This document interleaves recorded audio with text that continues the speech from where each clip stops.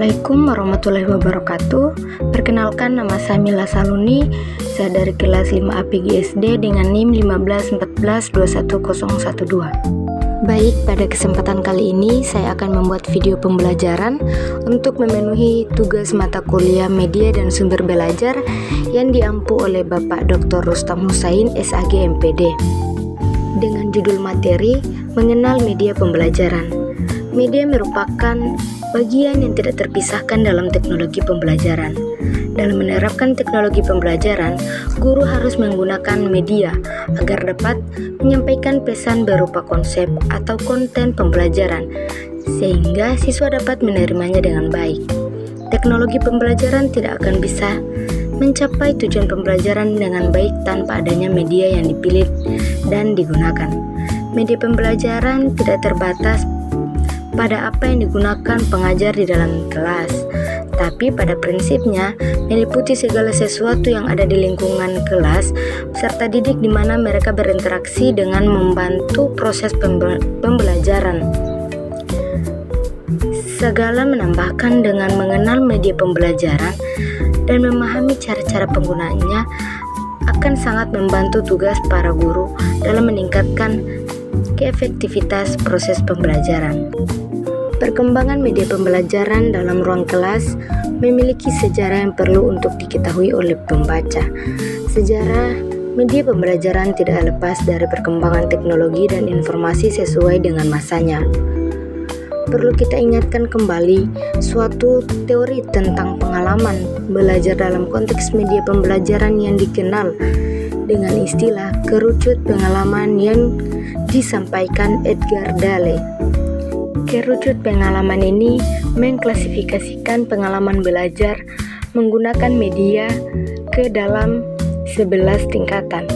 Klasifikasi tersebut dimulai dari pengalaman belajar yang paling abstrak sampai yang paling konkret. Guru dan pengembang media banyak yang menganut pendapat Dale dalam pemilihan dan perencanaan media pembelajaran untuk menentukan jenis media yang sesuai berdasarkan karakteristik media beserta media yang digunakan. Perkembangan media pembelajaran di abad 21 mengalami pertumbuhan yang pesat.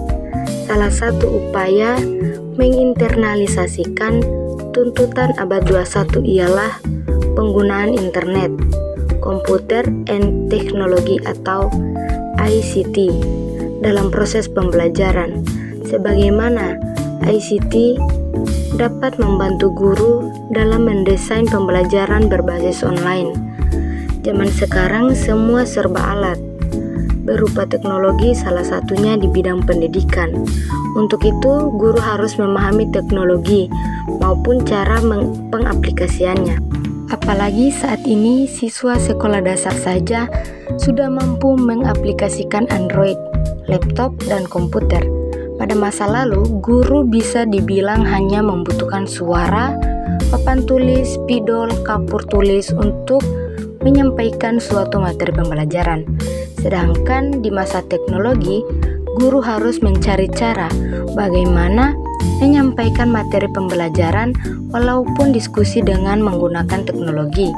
Banyak sarana media sosial yang saat ini berkembang, sehingga mampu menarik minat belajar peserta didik seperti Facebook, WhatsApp, YouTube, dan blog.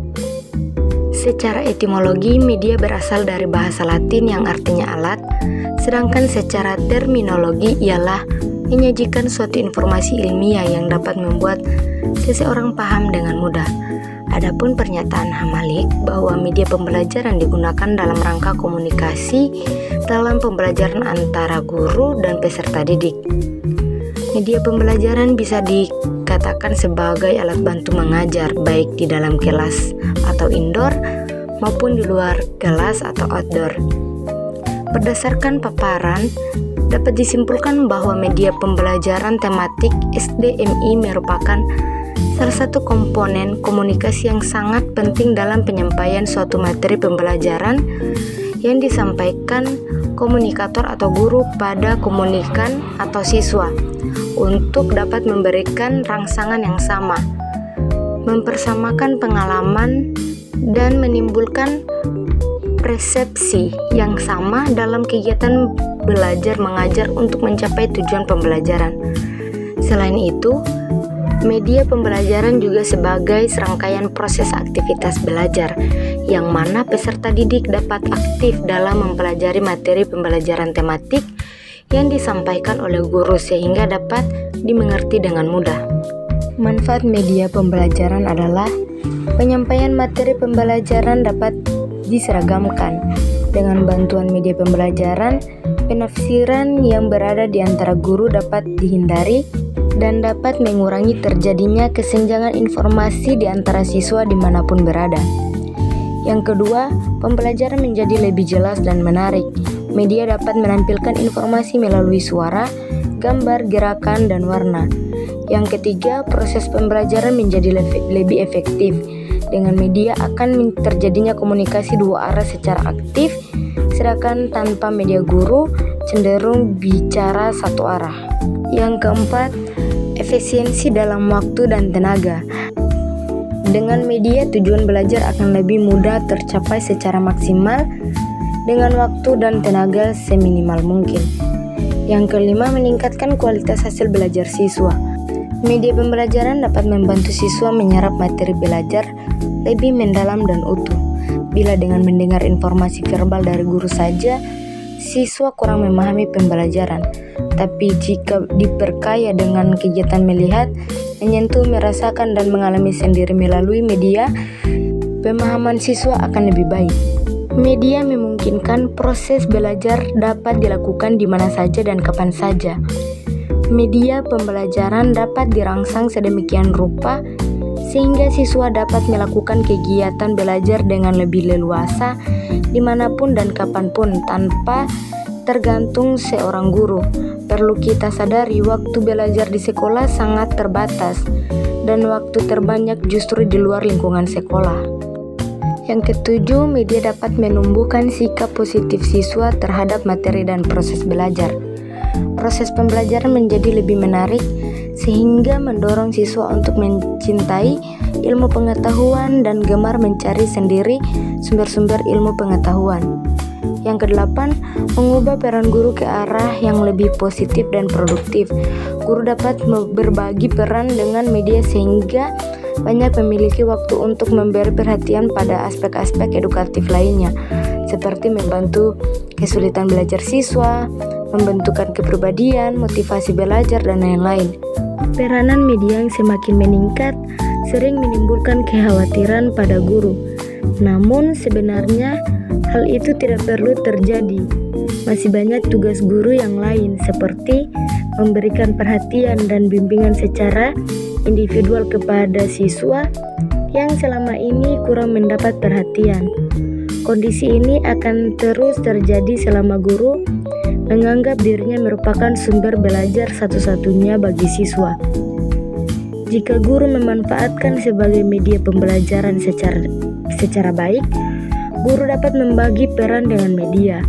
Peran guru akan lebih mengarah sebagai manajer pembelajaran dan bertanggung jawab menciptakan kondisi sedemikian rupa agar siswa dapat belajar. Untuk itu, guru lebih berfungsi sebagai penasehat, pembimbing, motivator, dan fasilitator dalam kegiatan belajar mengajar.